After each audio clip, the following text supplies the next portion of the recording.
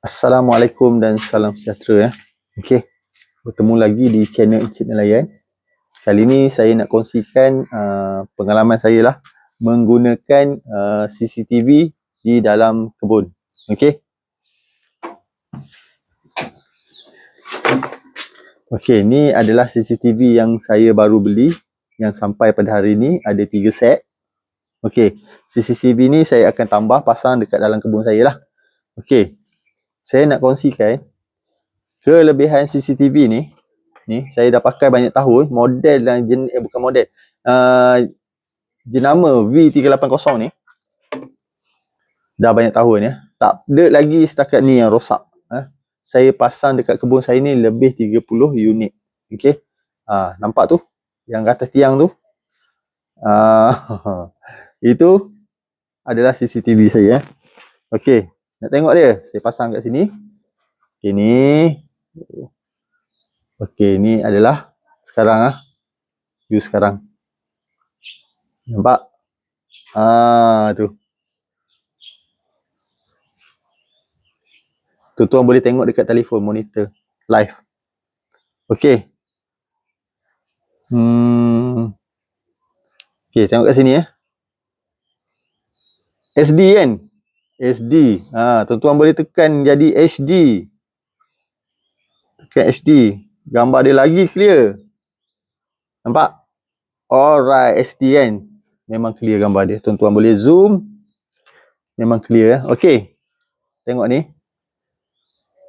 Ni baru satu kamera baru satu CCTV. Dia ada 3 kamera. Tengok. Saya buka lagi. Saya tutup. Nampak? Berapa banyak ni saya punya CCTV saya. Saya boleh monitor dekat dalam handset sahaja. Nampak? Ni kat rumah. Ni kat kebun.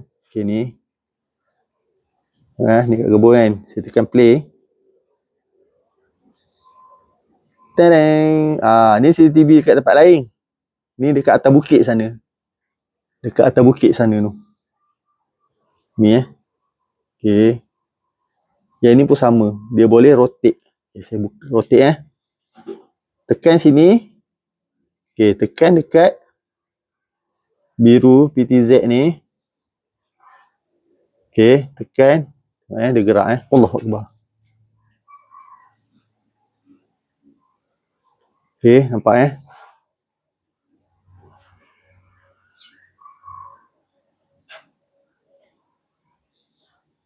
Okey, dia dah gerak. Nampak?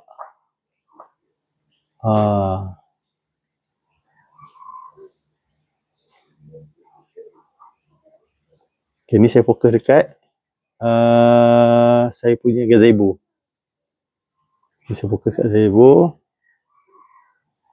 Ni belakang rumah. Ni satu port CCTV saja model ni ada satu saja, tapi dia boleh tengok, dia boleh dia ada 3 CCTV. Ada 3 kamera. Ni belakang dia. Okey, ni belakang rumah. Daripada atas dia tengok.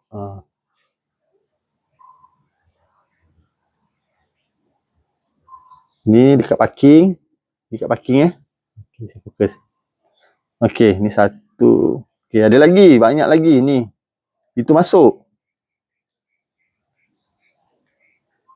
Okey, ni pintu masuk Pintu masuk kebun saya. Okey, ni pintu masuk Tengok. Saya zoom pintu masuk. Ni pintu masuk Pintu masuk kebun. Okey. Memang terbaik Shopee dah memanggil tu. Tuan-tuan boleh beli kat Shopee. Saya ni memang penggemar beli Shopee. Satu lagi murah dekat Shopee ni murah. Ya.